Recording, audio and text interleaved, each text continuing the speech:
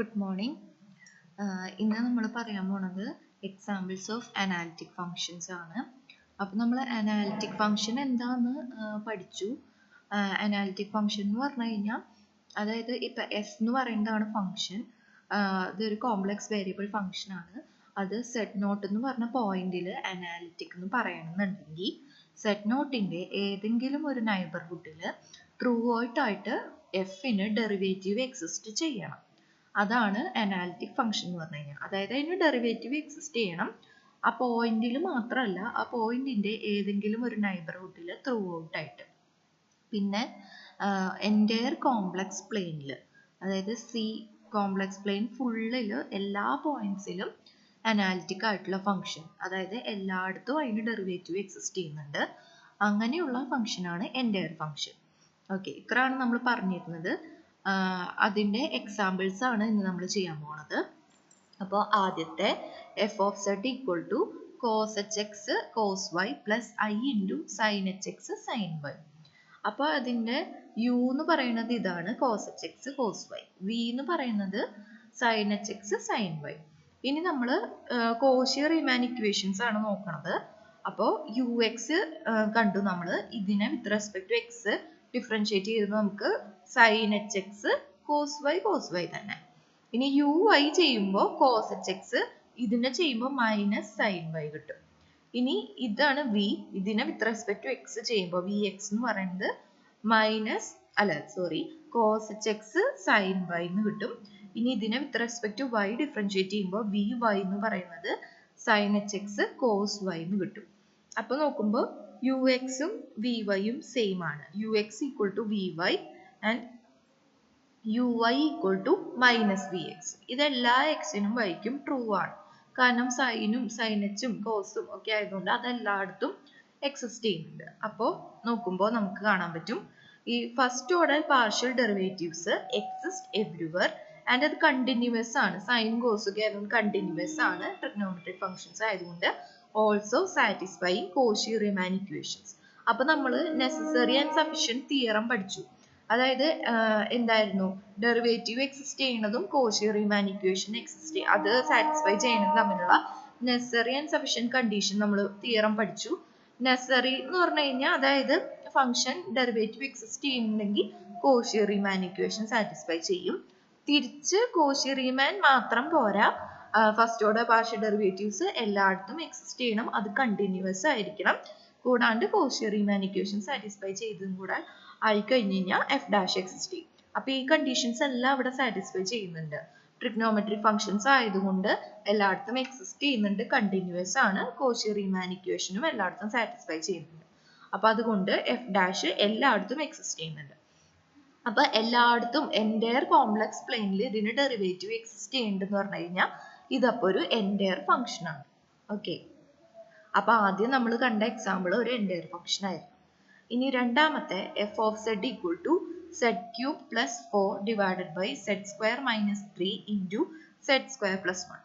അപ്പൊ ഇങ്ങനെ നോക്കുമ്പോൾ നമ്മൾ എവിടെയൊക്കെയാണ് ഇതെല്ലായിടത്തും അനാലിറ്റിക് ആണോ, എവിടെയാണ് ഇത് അനാലിറ്റിക് അല്ലാത്തത്, അങ്ങനത്തെ ഇതാണ് നമ്മൾ കണ്ടുപിടിക്കുന്നത്. അപ്പൊ ഇങ്ങനത്തെ ന്യൂമറേറ്റർ ഡിനോമിനേറ്റർ ഈ ഫോം ആണെന്നുണ്ടെങ്കിൽ ആദ്യം തന്നെ നമ്മൾ ഡിനോമിനേറ്റർ എവിടെയാണ് സീറോ ആവാൻ നോക്കുക.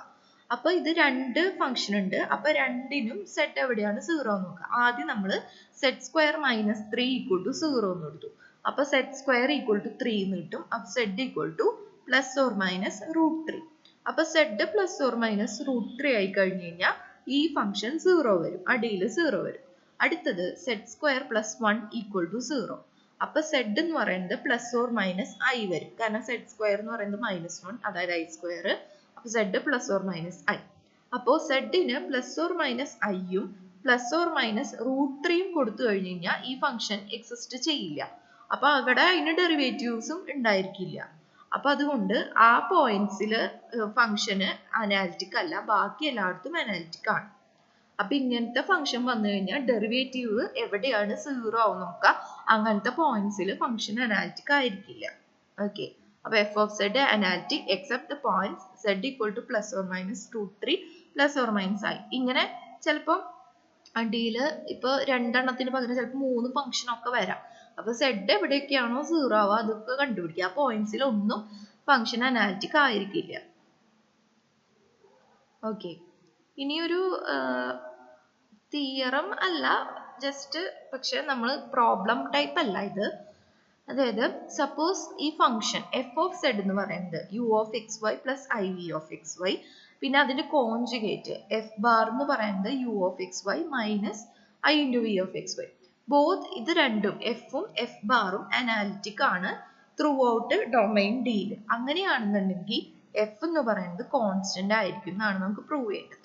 അതായത് എഫും അതിന്റെ കോൺജുഗേറ്റും എല്ലായിടത്തും അനാലിറ്റിക് ആണെന്നുണ്ടെങ്കിൽ എഫ് എന്ന് പറയുന്നത് കോൺസ്റ്റന്റ് ആയിരിക്കും എന്നാണ് നമുക്ക് പ്രൂവ് ചെയ്യേണ്ടത്.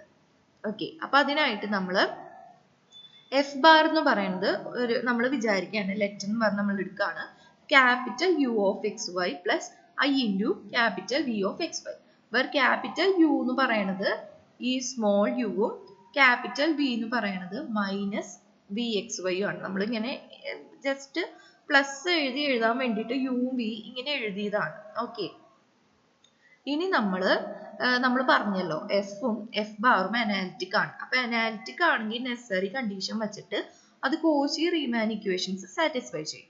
അപ്പൊ എഫ് അനാലിറ്റിക് ആയതുകൊണ്ട് f Cauchy Riemann equation satisfy ചെയ്യും.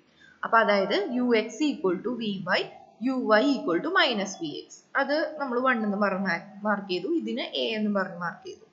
ഇനി എഫ് ബാറും അനാലിറ്റിക് ആണ്, അപ്പൊ അതും കോഷി റീമാൻ സാറ്റിസ്ഫൈ ചെയ്യും. അപ്പോൾ അത് capital u X equal to capital v y, capital u Y equal to minus capital v x. ഇനി യുവും വിയും എന്തായിരുന്നു എ എന്ന് പറഞ്ഞ ഇക്വേഷൻ പ്രകാരം ഇതിന്ന് ക്യാപിറ്റൽ യു എക്സ് എന്ന് പറയുന്നത് സ്മോൾ യു എക്സും യു വൈ എന്ന് പറയുന്നത് സ്മോൾ യു വൈയും, ഇവിടെ വി എക്സ് എന്ന് പറയുന്നത് മൈനസ് വി എക്സും വി വൈ എന്ന് പറയുന്നത് മൈനസ് വി വൈ ആണ്. അത് സബ്സ്റ്റിറ്റ്യൂട്ട് ചെയ്ത് കൊടുത്തു. അപ്പൊ അത് മൂന്നാമത്തെ ഇക്വേഷൻ ആയിട്ട്. ഇനി ഒന്നാമത്തെ ഇക്വേഷൻ നോക്കിയേ, ഒന്നാമത്തെ equation F Cauchy Riemann equation satisfy ചെയ്യുന്നതാണ്. U X equal to V Y, U Y equal to minus V X.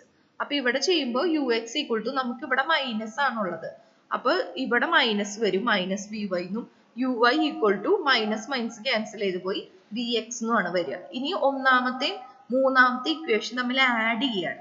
അപ്പൊ ആഡ് ചെയ്യുമ്പോൾ U X equal to V വൈയും U X equal to minus V വൈയും തമ്മിൽ add ചെയ്യുമ്പോൾ V Y പോയിട്ട് 2ux equal to 0 എന്ന് കിട്ടും. അതായത് യു എക്സ് 0 എന്ന് കിട്ടും. ഇനി ഒന്നാമത്തെയും മൂന്നാമത്തെയും തമ്മിൽ സബ്ട്രാക്ട് ചെയ്യാണ്. അത് U Y equal to minus V എക്സും U Y equal to V എക്സും തമ്മിൽ സബ്ട്രാക്ട് ചെയ്യുമ്പോൾ നമുക്ക് എന്ത് കിട്ടും? Minus 2vx equal to 0. അതായത് വി എക്സ് 0 എന്ന് കിട്ടും. അപ്പൊ നമുക്ക് യു എക്സും 0 എന്ന് കിട്ടി, വി എക്സും 0 എന്ന് കിട്ടി. ഇനി നമുക്ക് എഫ് എക്സിസ്റ്റ് ചെയ്യുന്നുണ്ടല്ലോ, എഫ് ഡാഷ് എക്സിസ്റ്റ് ചെയ്യുന്നുണ്ടല്ലോ. എഫ് ഡാഷ് എന്ന് പറയുന്നത് u x plus I v x ആയിരിക്കും. അപ്പൊ യു എക്സും 0 ആണ്, വി എക്സും 0 ആണെന്ന് പറഞ്ഞു കഴിഞ്ഞാൽ എഫ് ഡാഷ് 0 ആണ് ത്രൂ ഔട്ട് ഡൊമൈൻ ഡി എന്ന് കിട്ടും. അപ്പോൾ അതായത് ഒരു ഫംഗ്ഷന്റെ ഡെറിവേറ്റീവ് എല്ലായിടത്തും 0 ആണെന്നുണ്ടെങ്കിൽ ഫംഗ്ഷൻ കോൺസ്റ്റന്റ് ആയിരിക്കും എന്നാണല്ലോ നമ്മൾ പറയാറ്. ഒരു കോൺസ്റ്റന്റ് ആയിട്ടുള്ള ഒരു ഫംഗ്ഷന്റെ ഡെറിവേറ്റീവ് 0 ആയിരിക്കും. അപ്പൊ നമുക്ക് കിട്ടി എഫ് എന്ന് പറയുന്നത് കോൺസ്റ്റന്റ് ത്രൂ ഔട്ട് ഡി ആണ്. അതായത് നമുക്ക് പ്രൂവ് ചെയ്യേണ്ടത് എഫും എഫ് ബാറും analytic throughout domain D ആണെങ്കിൽ എഫ് മസ്റ്റ് ബി കോൺസ്റ്റന്റ് എന്നായിരുന്നു പ്രൂവ് ചെയ്യേണ്ടത്. അപ്പൊ അതിനായിട്ട് നമ്മൾ എഫ് ബാർ എന്ന് പറയുന്നത് ഒരു ക്യാപിറ്റൽ യുവും വിയും വെച്ച് ഡിനോട്ട് ചെയ്തു. അത് വേറെ ക്യാപിറ്റൽ യു എന്ന് പറയുന്നത് സ്മോൾ യുവും ക്യാപിറ്റൽ വി എന്ന് പറയുന്നത് മൈനസ് സ്മോൾ വിയും ആയിരുന്നു. അപ്പോൾ ഇനി ഇത് എഫും എഫ് ബാറും അനാലിറ്റിക് ആയതുകൊണ്ട് തന്നെ കോഷി റീമാൻ ഇക്വേഷൻ സാറ്റിസ്ഫൈ ചെയ്യും, നെസസറി കണ്ടീഷൻ. അപ്പൊ അതിന്റെ രണ്ട് ഇക്വേഷൻ എഴുതി ഇക്വേഷൻസ് ആഡ് ചെയ്തു, സബ്ട്രാക്ട് ചെയ്തു. അപ്പൊ നമുക്ക് യു എക്സും വി എക്സും 0 എന്ന് കിട്ടി. അത് എഫ് ഡാഷിൽ കൊണ്ടുവന്ന് സബ്സ്റ്റിറ്റ്യൂട്ട് ചെയ്തു. അപ്പൊ എഫ് ഡാഷ് ത്രൂ ഔട്ട് 0 എന്ന് കിട്ടി. അപ്പൊ എഫ് മസ്റ്റ് ബി കോൺസ്റ്റന്റ് ആയിരിക്കും. ഓക്കെ, ഇനി അടുത്തത് ഇതുപോലത്തെ ടൈപ്പ് തന്നെയാണ്. എങ്ങനെയൊക്കെയാണ് അതായത് ഫംഗ്ഷൻ അനാലിറ്റിക് ആവുമ്പോഴും ഫംഗ്ഷൻ കോൺസ്റ്റന്റ് ആവണേ എന്നുള്ള തിയറംസ് ആണിത്. അടുത്തത് എഫ് എന്ന് പറയുന്നത് ഒരു ഫംഗ്ഷൻ എല്ലായിടത്തും അനാലിറ്റിക് ആണ്. ഇനി mod F of Z constant ആണ്. അങ്ങനെയാണെന്നുണ്ടെങ്കിൽ എഫും കോൺസ്റ്റന്റ് ആയിരിക്കും എന്നാണ് പറയുന്നത്. ഓക്കെ, അപ്പൊ mod F of Z constant എന്നാണ് പറഞ്ഞേക്കുന്നത്, നമുക്ക് തന്നിട്ടുണ്ട്. അപ്പൊ നമ്മള് mod F of Z some C എന്ന് പറഞ്ഞെടുത്തു. ഫോർ ഓൾ സെഡിന് mod F of Z C ആണ്. അപ്പൊ സി എന്ന് പറയുന്നത് റിയൽ കോൺസ്റ്റന്റ് ആണ്. എന്താ റിയൽ കോൺസ്റ്റന്റ് വരാൻ കാരണം? മോഡ് എഫ് ഓഫ് സെഡ് എന്ന് പറയുന്നത് ഒരു റിയൽ വാല്യൂഡ് ഫംഗ്ഷൻ ആയിരിക്കും. മോഡുലസ് അല്ലേ നമ്മൾ എടുക്കണം ഫംഗ്ഷന്റെ. അപ്പൊ അത് എപ്പോഴും റിയൽ വാല്യൂഡ് ഫംഗ്ഷൻ ആണ്. അതുകൊണ്ടാണ് ഇവിടെ നമ്മൾ റിയൽ കോൺസ്റ്റന്റ് എടുത്തത്. അല്ലാത്ത ഗതിയിൽ നമ്മൾ സാധാരണ കോംപ്ലക്സ് കോൺസ്റ്റന്റ് ആണ് എടുക്കുക. പക്ഷെ ഇത് റിയൽ വാല്യൂഡ് ഫംഗ്ഷൻ ആയതുകൊണ്ട് LHS ഉം RHS ഉം സെയിം ആവണം. അതുകൊണ്ട് ഇത് റിയൽ കോൺസ്റ്റന്റ് എടുത്തു. ഇനി നമ്മൾ രണ്ട് കേസ് ആയിട്ടാണ് ചെയ്യുന്നത്. ആദ്യം C0 ആണെന്നുണ്ടെങ്കിൽ അതായത് മോഡ് എഫ് ഓഫ് സെഡ് 0. ഒരു ഫംഗ്ഷന്റെ മോഡ് വാല്യൂ 0 വരികയാണെങ്കിൽ ആ ഫംഗ്ഷൻ 0 എന്നാണ് അർത്ഥം. അതായത് മോഡ് എക്സ് 0 എന്ന് പറഞ്ഞു കഴിഞ്ഞാൽ എക്സ് 0 ആണെന്ന് അർത്ഥം. 0 ഫംഗ്ഷന്റെ മോഡ് വാല്യൂ മാത്രമേ 0 വരുള്ളൂ. ബാക്കി ഫംഗ്ഷൻസിന്റെ എല്ലാം മോഡുലസ് എന്ന് പറയുന്നത് ഒരു പോസിറ്റീവ് നമ്പർ ആയിരിക്കും വരിക. അപ്പോൾ മോഡ് എഫ് ഓഫ് സെഡ് 0 എന്ന് പറഞ്ഞു കഴിഞ്ഞാൽ എഫ് ഓഫ് സെഡ് 0. 0 എന്ന് പറഞ്ഞാലും അതൊരു കോൺസ്റ്റന്റ് അല്ലേ. എല്ലായിടത്തും ഫംഗ്ഷന്റെ വാല്യൂ 0 ആണ്. 0 എന്ന് പറഞ്ഞു കഴിഞ്ഞാൽ ഒരു നമ്പർ ആണ്. അപ്പൊ എഫ് കോൺസ്റ്റന്റ് ആണ്. ഏത് സെഡ് എടുത്താലും എഫ് 0 ആണ്. അന്ന് കഴിഞ്ഞാൽ എഫ് കോൺസ്റ്റന്റ് ആണ്. ഇനി അടുത്തത് സി നോട്ട് ഈക്വൽ ടു 0 എന്ന് എടുത്തു. അപ്പൊ മോഡ് എഫ് ഓഫ് സെഡ് എന്ന് പറയുന്നത് സി ആണ്. ഇനി മോഡ് എഫ് ഓഫ് സെഡ് എന്ന് പറയുന്നത് f of z into f of z bar ആണ്. കാരണം മോഡ് സെഡ് എന്ന് പറയുന്നത് സെഡ് ബാർ ആണ്. അത് വെച്ചിട്ട് മോഡ് എഫ് ഓഫ് സെഡ് എന്ന് പറയുന്നത് f of z into f of z bar equal to c. അപ്പൊ എഫ് ഓഫ് സെഡ് ബാർ എന്ന് പറയുന്നത് എന്താണ്? C by f of z ആണ്. ഇത് എക്സിസ്റ്റ് ചെയ്യും. കാരണം സി നോൺ സീറോ ആയതുകൊണ്ട് തന്നെ ഈ f of z non zero ആയിരിക്കും. കാരണം നോൺ സീറോന്റെ മോഡ് വാല്യൂ ആണ് നോൺ സീറോ വരിക.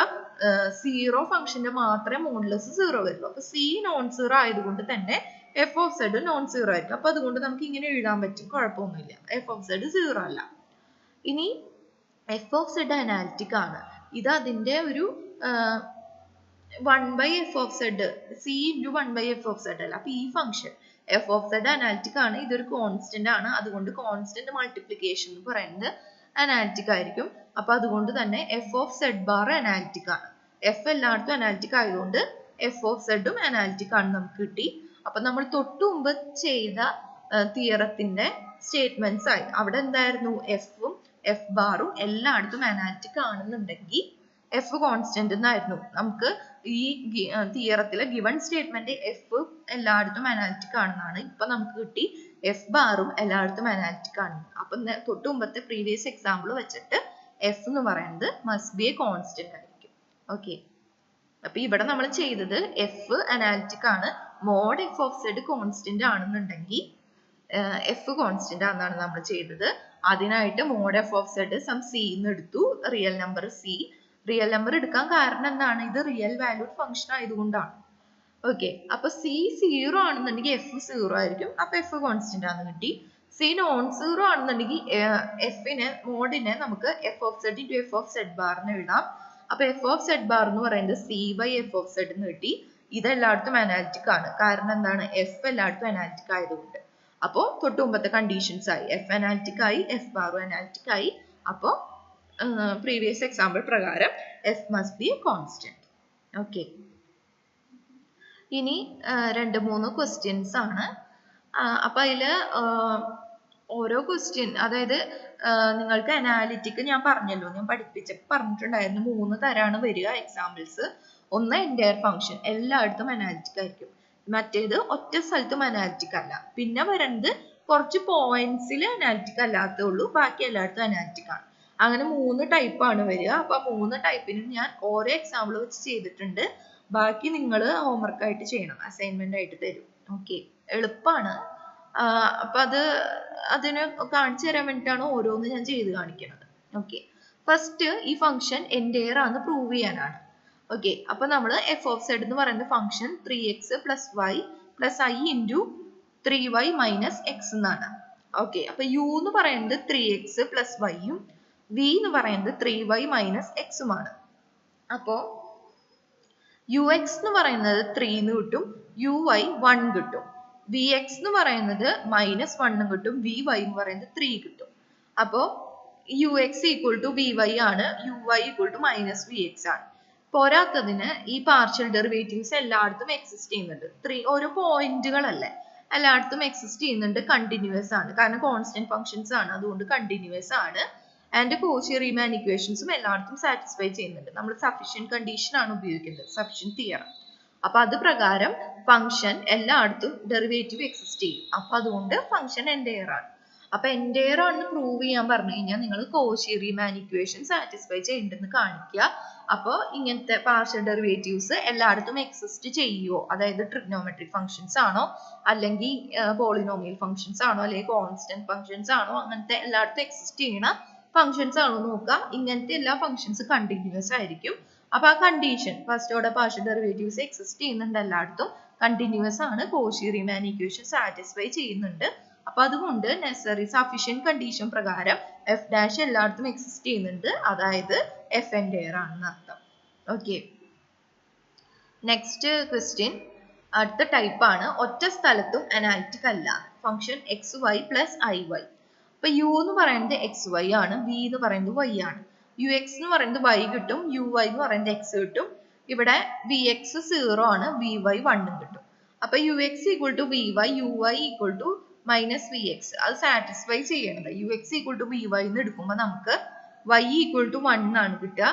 അതുപോലെ u Y equal to minus V X എന്ന് പറയുമ്പോൾ എക്സ് ഈക്വൽ ടു 0 എന്നാണ് കിട്ടുക. അപ്പൊ കോഷി റീമാൻ ഇക്വേഷൻസ് സാറ്റിസ്ഫൈ ചെയ്യുന്നത് ആകെ കൂടെ 0, 1 എന്ന് പറഞ്ഞ പോയിന്റിൽ മാത്രമാണ് ഇതിന് കോഷി റീമാൻ ഇക്വേഷൻ സാറ്റിസ്ഫൈ ചെയ്യുക. പക്ഷെ എല്ലായിടത്തും ഡെറിവേറ്റീവ് എക്സിസ്റ്റ് ചെയ്യും, കണ്ടിന്യൂസ് ആണ്. പക്ഷെ എല്ലായിടത്തും കോഷി റീമാൻ ഇക്വേഷൻ സാറ്റിസ്ഫൈ ചെയ്യില്ല, ഈ പോയിന്റിൽ മാത്രം. അപ്പൊ ഈ പോയിന്റിൽ മാത്രമേ ഇതിന് ഡെറിവേറ്റീവ് എക്സിസ്റ്റ് ചെയ്യുള്ളൂ.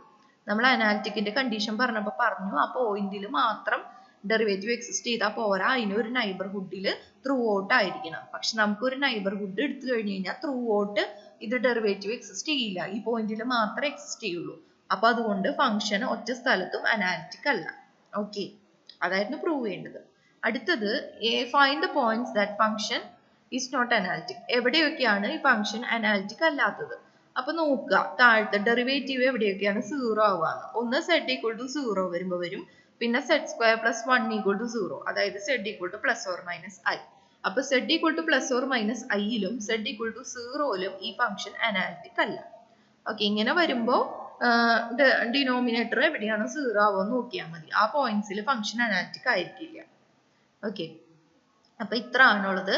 ഇനി ഇതിന്റെയൊക്കെ 2-3 എക്സാമ്പിൾസ്, രണ്ടെണ്ണമൊക്കെ വെച്ചിട്ടാണ്, അതായത് ഒറ്റ സ്ഥലത്തും അനാലിറ്റിക് അല്ല, പിന്നെ എന്റെ ഫംഗ്ഷൻ ആണെന്ന് കാണിക്കാൻ, പിന്നെ ഏതൊക്കെ പോയിന്റ്സിലാണ് അനാലിറ്റിക് അല്ലാത്ത ആ പോയിന്റ്സ് കണ്ടുപിടിക്കാൻ.